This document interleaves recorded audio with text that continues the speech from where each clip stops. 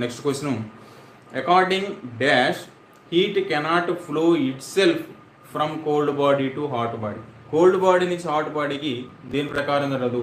దేని ప్రకారం cold body నుంచి హాట్ బాడీకి హీట్ ట్రాన్స్ఫర్ అవుతుందని చెబుతామంటే సెకండ్ లా ఆఫ్ థర్మోడైనమిక్స్ని బేస్ చేసుకుని చెప్పడం జరుగుతుంది. సో అక్కడ answer second law of thermodynamics. Next one, the change in internal energy during isothermal process.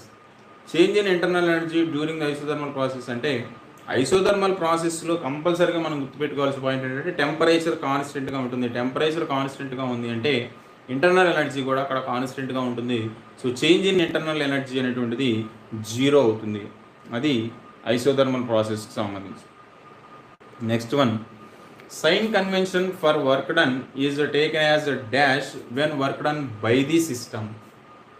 So ఇక్కడ సైన్ కన్వెన్షన్ అంటే మన పాజిటివ్ వాల్యూ నెగిటివ్ వాల్యూ అనేది